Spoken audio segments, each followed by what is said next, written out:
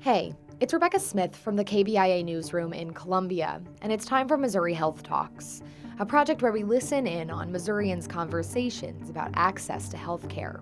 This week we hear from Melanie Hickcox and Monica Palmer with Feeding Missouri, a coalition of Missouri food banks. During the recent partial government shutdown, the Supplemental Nutrition Assistance Program, better known as SNAP or food stamp benefits, distributed the February benefits at the end of the month in January.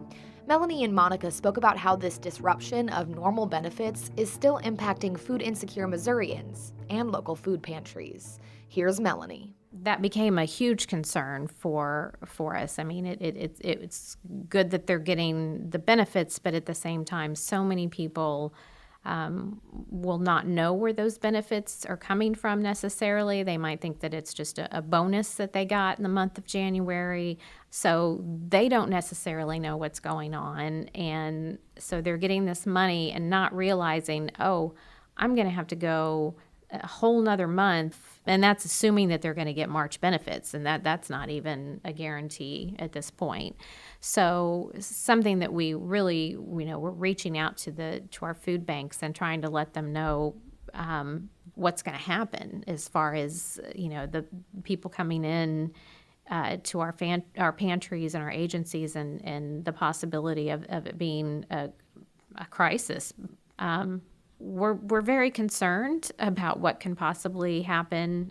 We obviously don't know for sure how it's going to go, but based on what we've heard, that it looks as though it's probably going to be a difficult time for pantries in the next at least month, and hopefully not longer. But the damage is already done. So I think people will struggle even if they did hear the information like, hey, these are your February benefits that you're getting in January. When you operate in crisis mode and you're constantly just trying to make ends meet and you're in that mental state, if you get a bonus, you're going to spend that. You're like, kids, we can actually have meat in our meal tonight. We can make a dinner that has, meat and vegetables.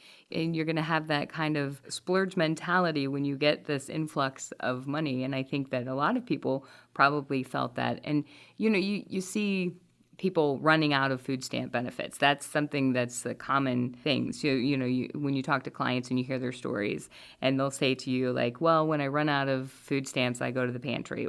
So what's going to happen in February?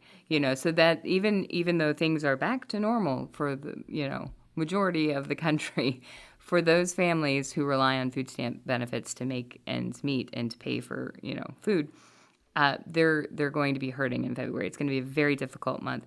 It's going to be a colder month, and so they're going to have higher utility bills. People are getting sick right now, so you have to make the choice of whether to take your sick kid to the doctor or keep the heat on or buy food. And so these are the kinds of choices, especially in the wintertime, that hit these low-income families so much harder than the rest of us. And I think in February, it's going to be a very, very difficult month for a lot of low-income families.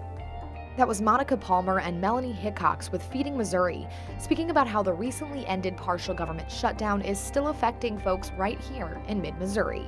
The United States Congress has until February 15th to continue funding the government, or March SNAP benefits could be impacted as well.